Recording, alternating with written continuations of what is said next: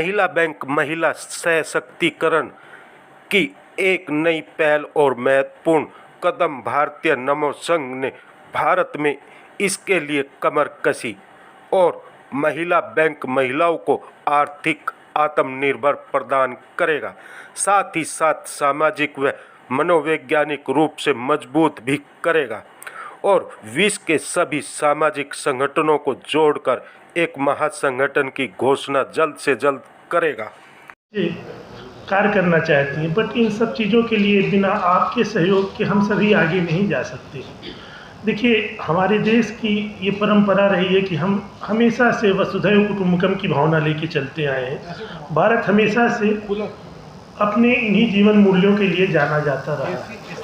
कहीं ना कहीं हमारे इन्हीं जीवन मूल्यों से प्रभावित होके, as my sister already told, ये सभी जो लोग हैं ये हमारे देश के साथ जुड़ना चाहते हैं। हमारी आध्यात्मिक जो शक्ति है उसको कहीं ना कहीं से ये खुद भी ग्रहण करना चाहते हैं और संपूर्ण विश्व को कुछ ना कुछ देना चाहते हैं। तो इस दिशा में ये इजराइल के साथ मिलके, इजराइल है और दो और देश हैं इनके साथ, ये सभी लोग मिलके हमारे देश में कुछ अच्छा करने के दिशा में प्रयासरत हैं, जिसके लिए हमारे मनु भाई ने ऑलरेडी आप सबको ब्रीफ कर रखा है। तो it's good for us, it's good for our country.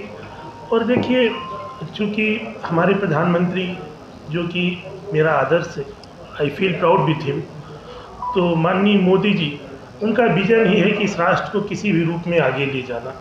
We're going to open a lot of jobs, tourism, and healing for India. And India, Israel together are best friends. And we want to bring technology from Israel, India together. We will be very strong to make a global positive change. I want to see that change. And we are going to bring a very strong economic power of India. So I work every single day, okay? You guys have a weekend, I don't. I work every day. I'm handling the globe, and also Africa is very important.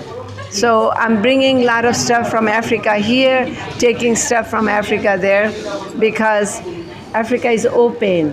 Africa is in my hand. I'm loved by everybody. Recently we did the trade between India and Egypt. So we have done a lot of work. I am responsible for Korean peace and the lifting sanction from Turkey. So I have done a lot of work for peace. One has to make it, okay? The family structure is very important because family in US is broken. And they're breaking more with the family. So uniting family is the first step. Then you unite country, then you have a better place to live. So I still find India has a lot of respect for women, like they respect mother. The other day there was somebody who stopped and told the policeman, my mama called, can I answer this phone? Policeman said, it'll never happen in the US. Never. So I love the respect. Also, Modi ji have shown respect, how to respect the mother. I love that. He had the mother sitting there, he washed the mother hand, and this is also very important to keep the culture. So I have a message for all the young Indian: keep your culture, keep your tradition, keep your language. You're beautiful who you are. You don't need to become someone else. So I'm here today, Indian dress. You like Looking it? good. So right now I'm here in front of you, and wherever I go, I promote Indian culture. In my event, I started my event with the national anthem of India. Even the Indians don't do that. So in Hollywood, I start with the national anthem of India. So I'm very pro-Indian, promoting the culture of India. India is very rich in culture. I'm loved by everybody. So I'm the good face of India. I'm the most active global peace leader in the world.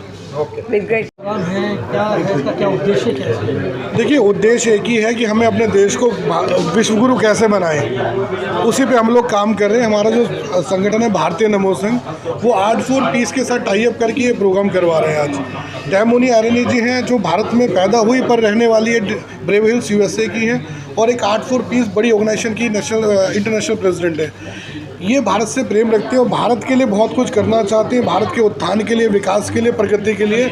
तो हम इनके साथ मिलकर इस प्रगति में उनका पूरा साथ देंगे। उदाहरण के लिए व्यूमन अभी एक बैंक, भारत में एक बैंक लॉन्च करने जा रही है, वह पहला महिला बैंक सिर्फ महिलाओं के लिए होगा। महिला उत्थान पे काम करेंगी, उसके साथ साथ में यहाँ पर रोज़गार के लिए काम करेगी।